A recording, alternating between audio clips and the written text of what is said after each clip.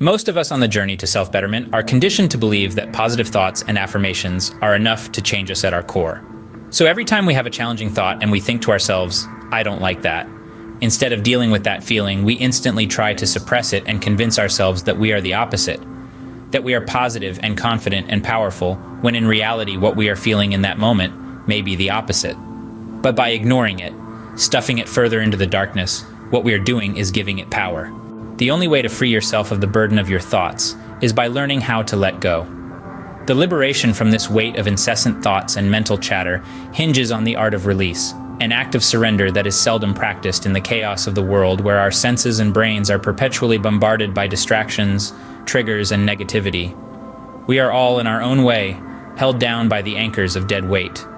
Intrusive thoughts break through our barriers no matter what we do to distract ourselves, leaving us to spin in that familiar cyclone of compulsive thought patterns. And no matter how hard we try to change them, our efforts prove to be pointless, as if these intrusive thoughts were alive. And in a way, they are. They persist with a life of their own, resisting our attempts to restrain or reshape them, reflecting back at us the parts of our shadows that we do not dare confront, because either we don't want to, or we don't know how. But what if the solution isn't about controlling these thoughts? What if the key lies in acknowledging that thoughts actually stem from feelings? You see, the epicenter of our mental whirlwind resides in the realm of feelings before taking form as thoughts. That is why it is crucial to begin first by directing our focus into our body, directly towards these feelings, allowing ourselves to hone in on their physical manifestation within our bodies. We must immerse ourselves in their rawness by finding where in our bodies this feeling is taking place. In what chakra is this anger, obsession, insecurity churning? Don't judge it. Whatever has triggered you is in fact the origin of your attachment. That is why we must focus on the feeling and concentrate on where in our body it is, and just live in it, feel it, experience it fully. Not only will you see that after 90 seconds the emotion begins to evaporate, but you will also gain a deeper, truthful understanding of where this emotional pattern stems from. Often, these hard reactions, feelings, or mental loops are the direct effect of a childhood trauma or issue that we have either forgotten or never resolves.